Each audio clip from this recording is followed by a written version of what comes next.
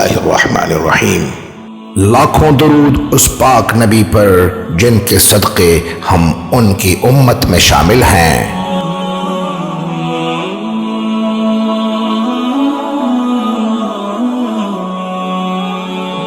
اگر آپ ہمارے چینل پر نئے ہیں تو چینل کو سبسکرائب کر دیجئے اور بیل آئیکن کو پریس کر دیجئے۔ شکریہ۔ محترم سامعین، السلام علیکم ورحمۃ اللہ وبرکاتہ۔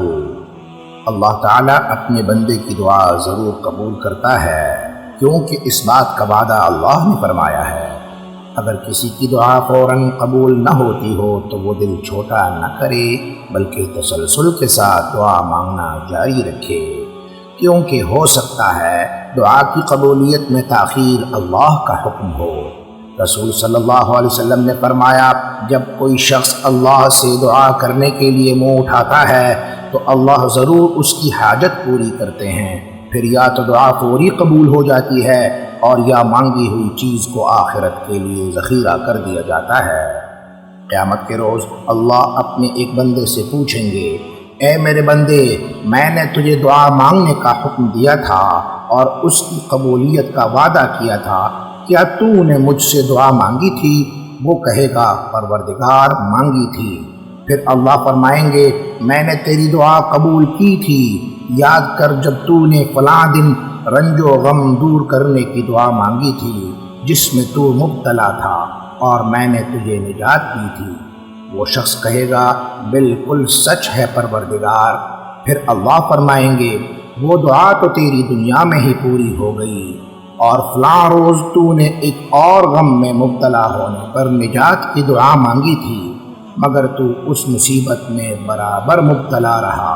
وہ شخص کہے گا، بے شک پروردگار۔ تو اللہ فرمائیں گے کہ اس دعا کے بدلے میں نے تیرے لیے جنت میں طرح طرح کی نعمتیں جمع کر رکھی ہیں۔ پھر دیگر حاجتوں کے بارے میں بھی ایسا ہی کلام ہوگا۔ پھر رسول صلی اللہ علیہ وسلم نے فرمایا کہ بندہ مومن کی کوئی دعا ایسی نہیں ہوتی جس کے بارے میں اللہ یہ نہ فرما دیں کہ یہ دعا میں نے قبول کی اور یہ دعا آخرت کے لیے ذخیرہ کر دی۔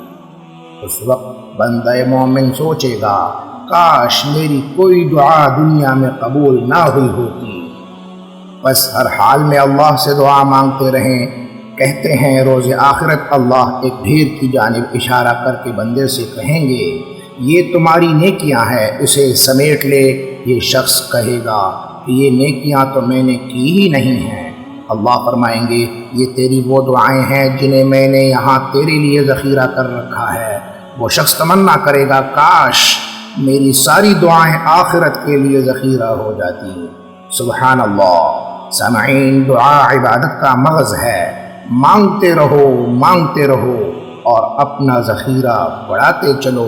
اللہ سے نا امید مت ہونا، کیونکہ وہی ہمارا کارساز ہے۔ اقول قولی واستغفر اللہ لی ولکم ولسائر المسلمین۔